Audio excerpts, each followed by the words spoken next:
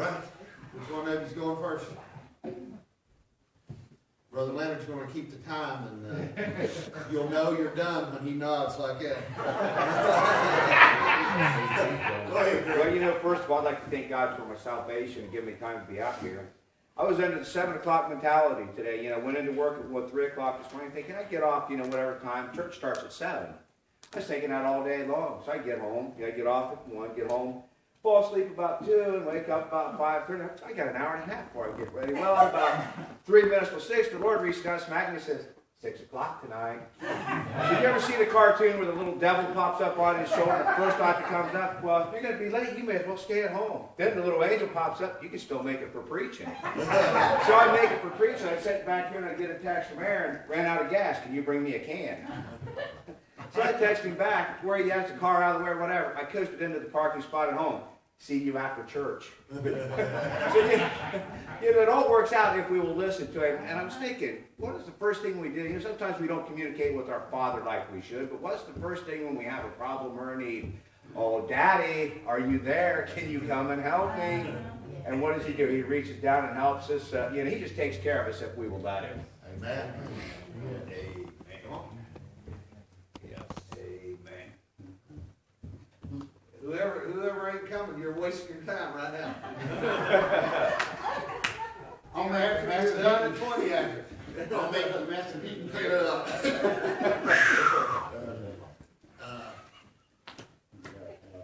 God's just good. Amen. He's just good. I'm going to testify first, and my time don't start. It's already started. Retreat. Let me tell you. You get 459 guys together, and you hear about what God has done in different churches, and you just get pumped up. You do. And my wife was right when she said we ought to make it for 2 weeks. She was right.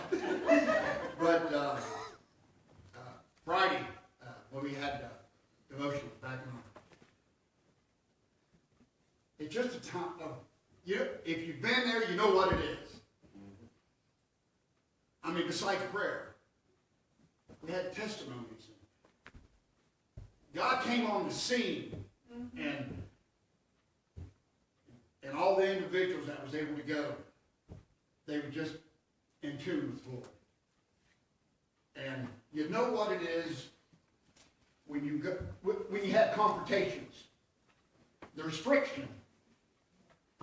And when you don't have that, it's peace. Peace that only can come from God. Amen. And I appreciate all the guys. I mean, they mean a lot to me because, well, they're just in tune with the Lord.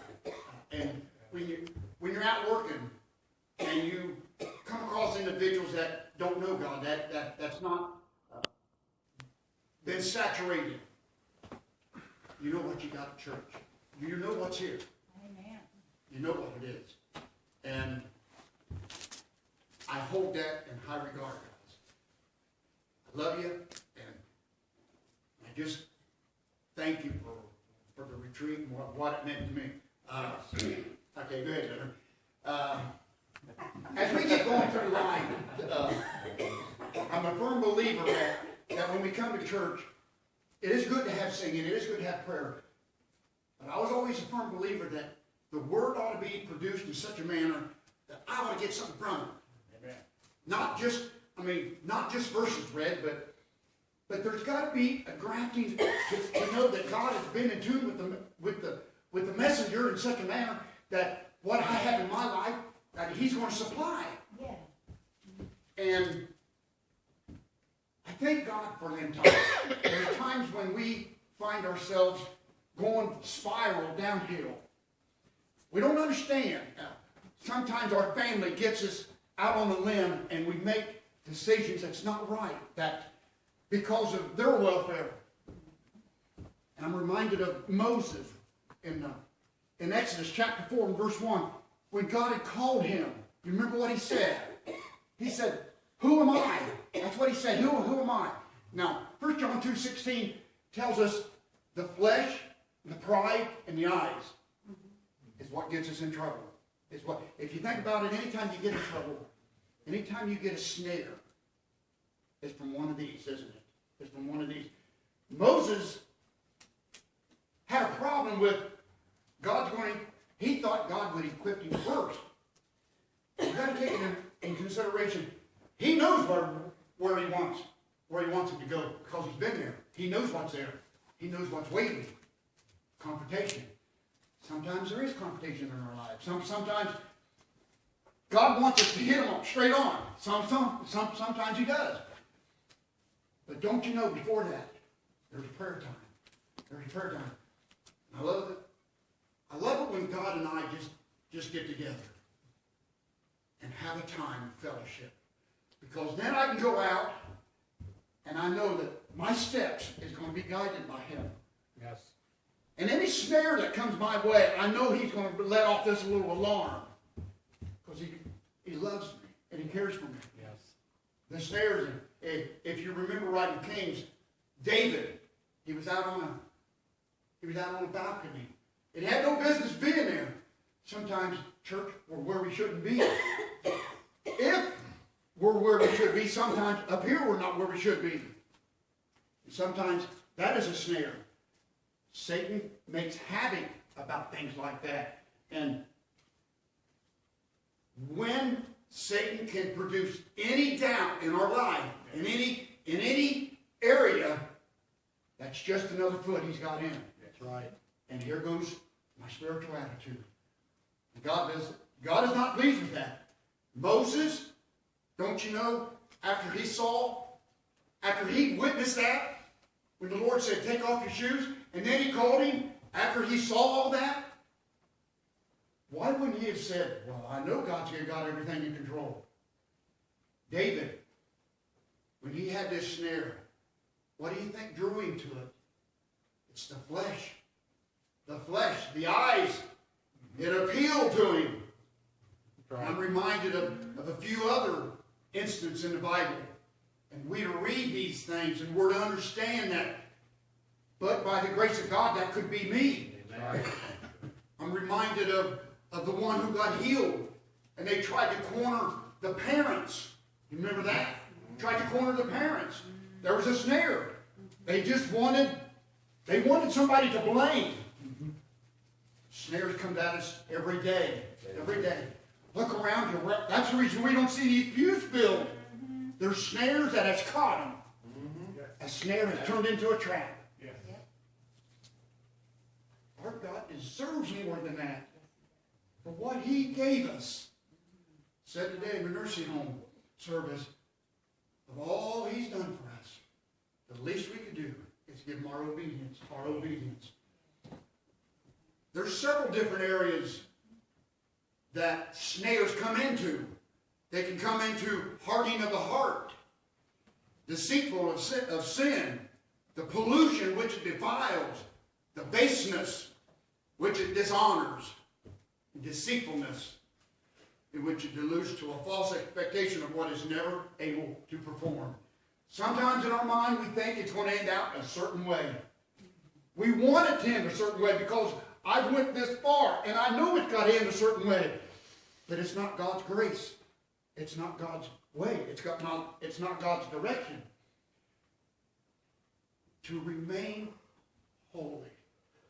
Now just grasp a hold of that. Just to remain holy throughout our life.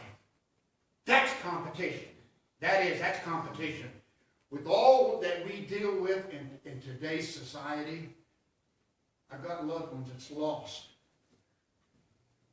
They don't know what's right or wrong as far as what an individual who gave their life to the Lord, what they should be doing. Always in a prayerful attitude. Always. They don't understand that the little things they say does not honor God. Does not honor God. Sometimes we have to say something to them. Right. I thank God for those that I don't have to say anything to. There's respect. And it should be. Jealousy. Jealousy. In Luke 22:24, and there was also a strife among the disciples. You remember that? Which one is the greatest? After all they've seen out of the Lord. After all he's done in front of them. Then they're going to be boasting about who's the greatest. Sometimes we put ourselves in that attitude. We're to be humble servants. Yes. Any mean causes death. 2 Samuel 22. The sorrows of hell compassed me about. The snares of death prevented me. And it is David's grand tribute, thanksgiving to God, the deliverance from the numerous powerful enemies, and establish him a power and glory of the kingdom. There's different places in the Bible that they're there for our understanding. They're there to help us along. Snares can be good to a certain extent because it can show us how weak we are. How weak we are. That's right. And I think God allows certain things like that so that we could see, if it wasn't for these snares, how would I know that my Lord would deliver me? But I find it fascinating that even Moses and David, God knew what was going to happen. Yes. But yet he took Moses up on the mount and buried him himself. He knows where you're at. Yes. He knows where you're going. Yes. Think about that. He knows where you're going. And today he can deliver you. Today. But one more point I want to make. This morning in Sunday school class, I said this.